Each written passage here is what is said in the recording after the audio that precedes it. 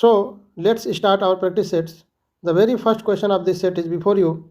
First question is Coriolanus was written between A 1602 to 1605, B 1600 to 1606, C 1605 to 1608, and D 1597 to 1600.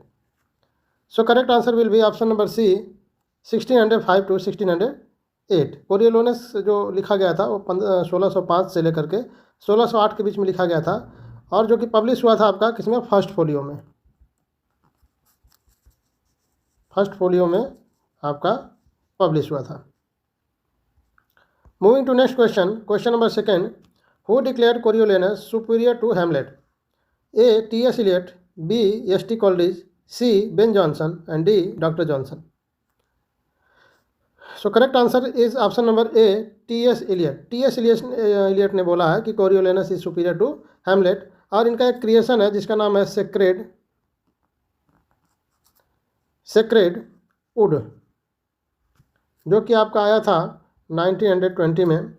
और ये collection है, क्या collection है, essays का collection है जिसमें कि 20 ऐसे हैं जिसमें टी.एस. इलियट ने शेक्सपियर के हैमलेट का जिक्र किया है. फिर आपके अन्य पोएट्स जैसे दांते और ब्लैक के बारे में भी अपनी राय रखी है. तो ये आपका करेक्ट आंसर होगा option number A. Moving to next question, question number 3. Shakespeare has mentioned the war of roses in his play. Shakespeare ने वार ऑफ रोजेज का जिक्र अपने किस प्ले में किया है? A Henry second, B Henry fourth, C Henry six and D Henry first. So correct answer will be option number C Henry six. The war of roses जो है Henry six में जिक्र शेक्सपियर ने किया है. जो वार ऑफ रोजेज है आपका ये 1455 से लेकर के 1487 के बीच में हुआ था. और किसके किसके बीच हुआ था? ये हुआ था आपका the house of Lancaster and house of York के बीच में हुआ था. ठीक है, 1455 से लेकर के 1487 के बीच हुआ था. और इसमें दो फैमिलीज़ का वार था, एक house of Lancaster and house of York. Moving to next question, question number 4. Which book was the first printed by Caxton in his press in England? A dictates and saying of the philosophies, B the Canterbury tales, C diamond Sutra and D codex Leicester.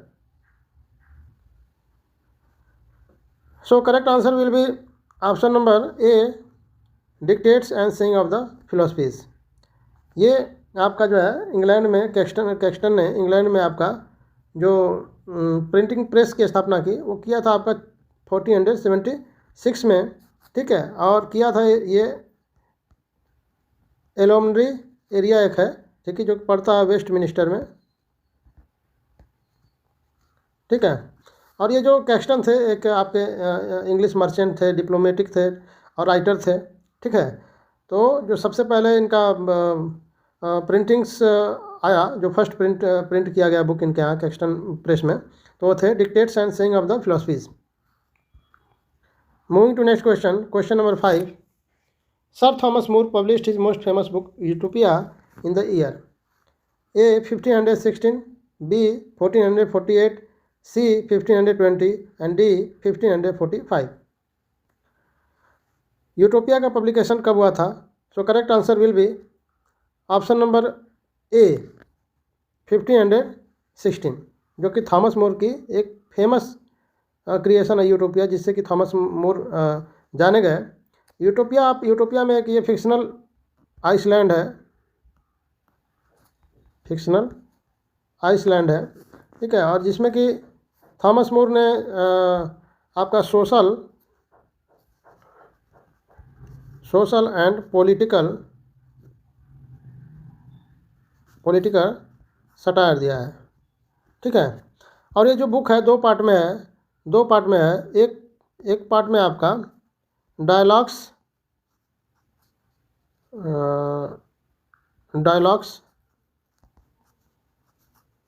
Of council और दूसरी book में आपका discourse on utopia है. ठीक है, जो कि आपका सोशल और पॉलिटिकल सटायर है। So correct answer is option number A 1516। Moving to next question, question number 6, sir Thomas Wyatt work under the king, A Elizabeth, B Henry eight, C Henry seventh and D Henry fifth. So correct answer is option number B Henry eight. Thomas Wyatt जो है ये Henry eight के under में काम किया था इन्होंने। और ये आपके थॉमस याट जो हैं ये आपके इंग्लिश पॉलिटिशियंस हैं और एम्बेसडर के रूप में भी इन्होंने काम किया है और एक लिरिक पोएट के रूप में भी जाने जाते हैं, जो कि कब थे 16th सेंचुरी। ठीक है। So moving to next question, question number 7, Thomas Wyatt died due to. Thomas Wyatt की मृत्यु किस कारण हुई थी? A cancer, B pox, C hunger and D fever. So correct answer will be option number D fever. इनकी मृत्यु जो है थॉमस याट की वो हुई थी फीवर से। कब हुई थी? वो हुई थी 1542 में, जो कि 39 ईयर के थे। और डेट शायद वो 11 अक्टूबर है। ठीक है, 11 अक्टूबर 1542 में 39 ईयर्स के एज में इनकी मृत्यु हुई थी। किससे हुई थी? फीवर से। Moving to next question, question number 8, who died due to lack of bread. किस पोएट की मृत्यु, किस राइटर की मृत्यु रोटी के अभाव में, गरीबी के कारण हुई थी? A Thomas Wyatt, B Spenser, C Marlowe and D Greene. So correct answer is option number B Spenser. यानी कि एडमंड स्पेंसर की मृत्यु जो है वो गरीबी के कारण हुई थी, ब्रेड के अभाव में हुई थी, जो कि हुआ था 13 जनवरी 1599 को। Moving to next question, question number 9, who is called the pioneer of new poetry. Correct answer, sorry, option number A Spenser, B Thomas Wyatt, C Wordsworth and D Arnold. तो correct answer is option number B Thomas Wyatt. Thomas Wyatt is known as the pioneer of new poetry. और Chaucer को father of English poetry बोला जाता है। Chaucer को father of English poetry. Moving to next question, question number 10, the phrase the black death is refer to the plague of year. किस year के plague को black death के नाम से जाना जाता है? A 1563, B 1593, C 1623 and D 1348। So correct answer is option number D 1348। ये जो ऊपर के जो सारे डेट हैं आपके 1563, 1593, 1630, इस डेट में भी आपके जो है प्लेग्स थे। आपके 93 में भी प्लेग्स थे, जिस दौरान आपके 92, 93 में जिस दौरान आपके शेक्सपियर ने अपना ड्रामेटिक कंपनी को स्टॉप किया था। ड्रामा का परफॉर्मेंस उस समय स्टॉप था। तो जब शेक्सपियर खाली थे तो उस समय उन्होंने सोनेट लिखा था, उसी समय लिखा था। तो ये जो भी आप डेट देख रहे हैं, इस समय आपके सारे डेट्स में प्लेग था। लेकिन सबसे ज़्यादा जो प्रभावशाली था वो 1348 में था। ठीक है, जिसमें लगभग 50% आबादी जो है, पॉपुलेशन जो है वो अफेक्टेड थी। और लगभग जो है टू थर्ड आबादी जो है इस प्लेग के कारण मर गई थी। इसी के कारण इसको जो है ब्लैक डेथ नाम दिया गया। इसी डेथ के कारण, इसी मृत्यु के कारण, जो कि इतनी पॉपुलेशन डेथ करी थी, उसी की वजह से इसको द ब्लैक डेथ नाम दिया गया। जिसमें कि आपका इस प्लेग के वेब में एक खतरनाक बैक्टीरिया थी जिसका नाम था यर्सीनिया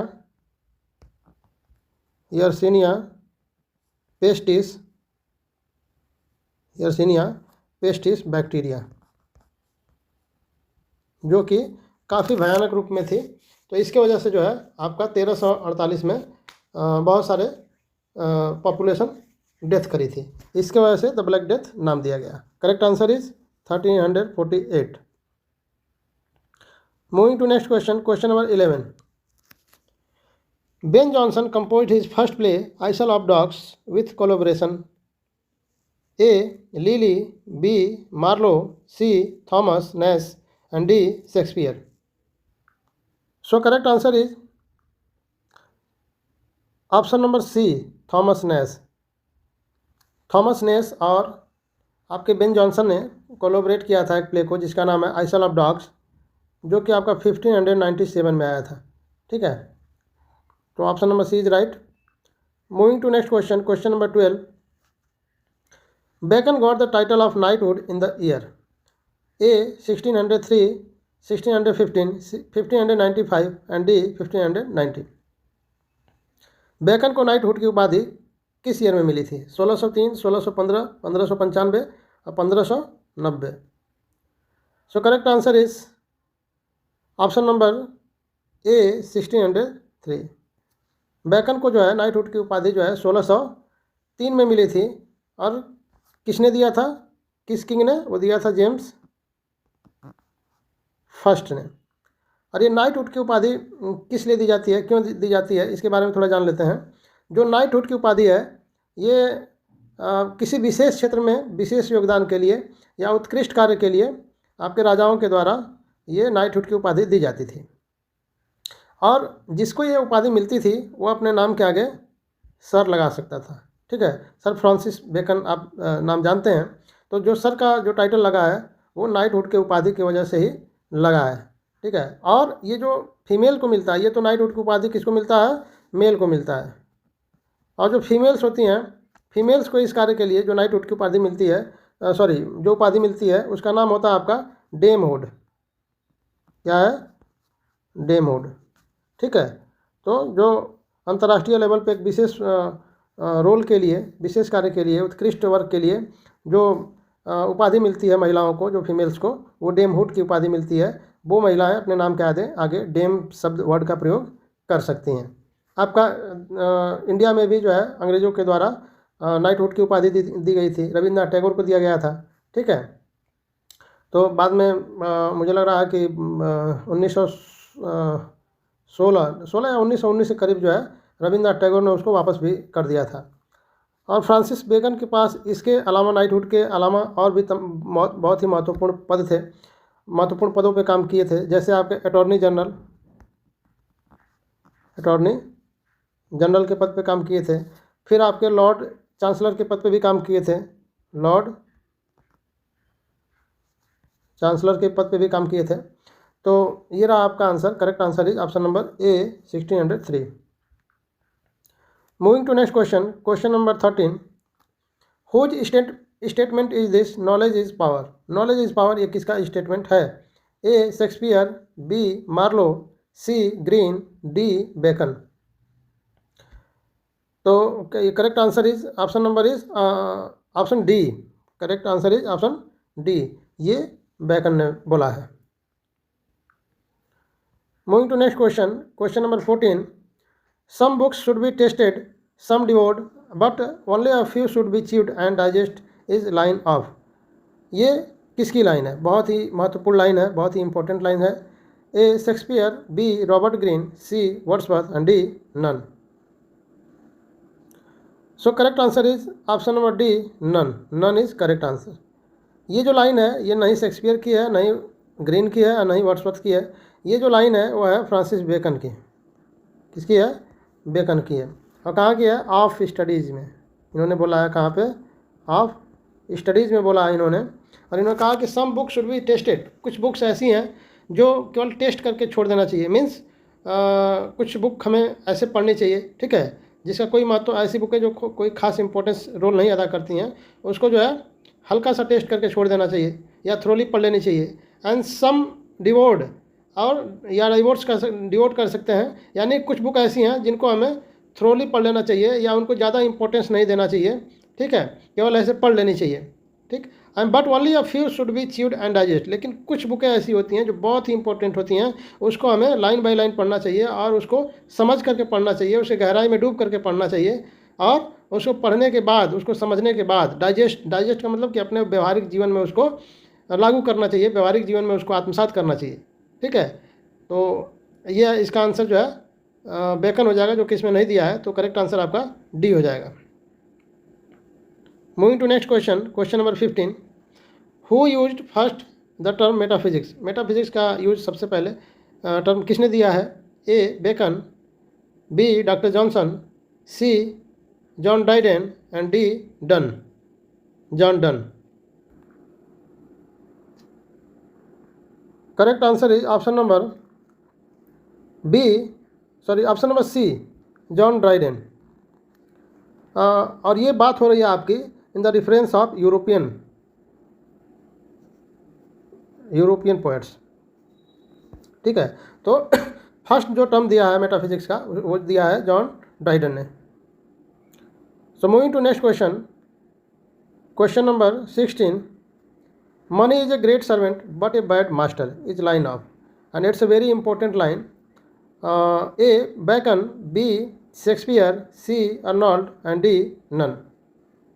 किसने कहा है कि जो पैसा है वह एक ग्रेट सर्वेंट है, ठीक है, लेकिन बैड मास्टर है. यानी कि जब पैसा एक पैसे से आप काम लेंगे, यानी कि पैसे को आप सर्वेंट के रूप में यूज़ करेंगे तब तो बहुत अच्छा है, लेकिन पैसा आपका अगर मालिक बन जाए, आप पैसे के लिए काम करने लगें, तो ये बहुत ही खतरनाक रोल अदा करेगा आपके लाइफ में. ये लाइन किसने कहा है पैसे के बारे में? So correct answer is option number A, Francis Bacon. This is said by Francis Bacon. Moving to next question, question number 17. Who called John Donne a metaphysical poet? John Donne को metaphysical poet किसने कहा है? A. Coleridge, B. John Dryden, C. John Donne and D. Doctor Samuel Johnson. So correct answer is option number D, doctor Samuel Johnson. Doctor Samuel Johnson ने John Donne को metaphysical poet कहा है. और ये कब कहा है? ये कहा है 1781 में. Moving to next question, question number 18. Milton composed an elegy on the death of his close friend Charles Diodati under the title A. Epitaphium Daemonis, B. Comus, C. Lycidas and D. None. So correct answer is option number E, Epitaphium Daemonis, जो कि आपका 1639 में आया था, जिसको कि Demons एपिटफ भी बोला जाता है. डेमन्स एपिटफ. तो ये आपका जो है मिल्टन की एलिजी है, जो अपने क्लोज फ्रेंड चार्ल्स दियोदती के मृत्यु पे लिखे थे, जिसका टाइटल था एपिटैफियम डेमोनिस, जो कि 1639 में आया था, और इसको डेमन्स एपिटफ भी कहा जाता है. Moving to next question, question number 19. Milton was made Latin secretary in the year. Milton को लैटिन सेक्रेटरी किस वर्ष में बनाया गया? A. 1642, B. 1638, C. 1652 and D. 1649. So correct answer is option number D, 1649. 1649 में मिल्टन को लैटिन सेक्रेटरी बनाया गया. जो करेक्ट डेट है आपका 13 मार्च है. और किसने बनाया था? Oliver Cromwell. Oliver Cromwell. Moving to next question and the last question of this series, this set. The question is, Milton was arrested for some time and writing were publicly burnt in the year. Milton को किसने arrest कराया और कुछ समय के लिए कुछ times पे उनके जो क्रिएशंस थे उनको पब्लिकली जला दिया गया? किस ईयर में किया गया? ए. 1660, B. 1649, C. 1642 and D. 1632. So correct answer is option number A, 1660. 1660 में जो है इनके क्रिएशंस को अरेस्ट करने के बाद इनके क्रिएशन को पब्लिकली जला दिया गया था, और ऐसा एक नहीं 2 बार किया गया था. ठीक है, तो अब जब 1660 में जो जलाया गया वो 27 अगस्त 1660 को पब्लिकली बंद कराया गया. किसके द्वारा? किंग चार्ल्स सेकेंड के द्वारा. So we have completed our 11th practice set, and I hope you will be it will be very helpful for your knowledge and for your examination, and we will meet tomorrow in practice set number 12. So thanks to all of you and goodbye.